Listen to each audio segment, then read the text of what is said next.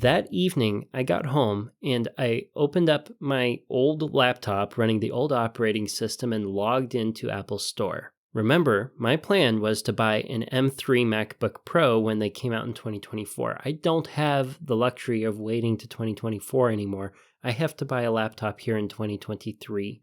And I know that the M2 MacBook Pro lineup came out in early 2023, around January, so it's been just a little over 6 months since they came out. According to my analysis on the first computer episode, where I compared the refurb store to buying new on release, I found that buying off the refurb store was going to be more expensive per year unless you ran the machine past vintage.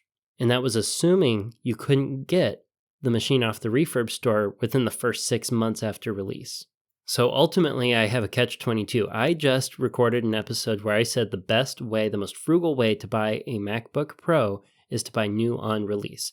Because I didn't have that option, I was now looking at an M2 MacBook Pro that was new and an M2 MacBook Pro that was refurbished. And I had to decide, which one am I going to buy? Well, for the same computer, I had an option with a lower sticker price and a lower likelihood that something was going to be wrong off the factory line because, well, something was already caught wrong on it.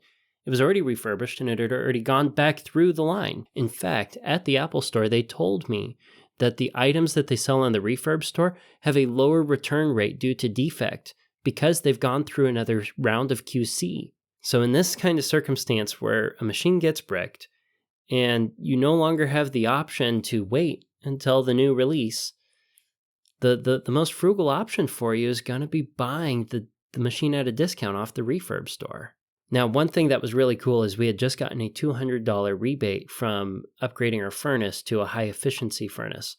And we did that because the inducer fan on the original furnace was basically becoming unbearable. It was squealing and dying, and that's a story for another day, but that furnace was over 30 years old.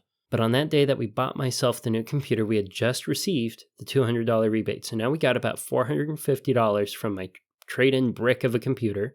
Then we had $200 from the rebate. That's $650 of newfound money that we can use to replace the computer. Now, because I went to the certified refurbished store, I was getting $410 off the official retail price for the equivalent machine that I was buying.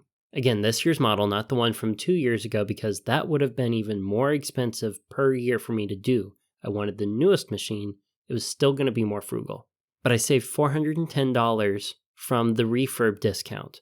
Add that to the $650 we already have, and I saved over $1,000 on my brand new computer. I didn't have to put over $2,000 or $3,000 in to replace it with the newest model of MacBook Pro.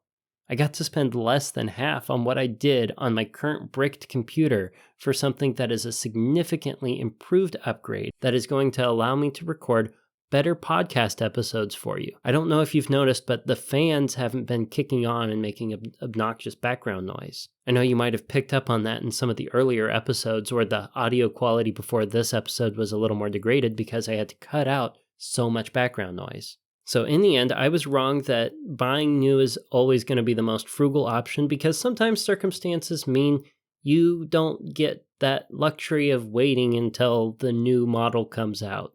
And jumping the gun early because you think your machine's not going to make it to the next cycle may mean that you're getting rid of it earlier and upgrading it earlier and cutting down on the years anyway.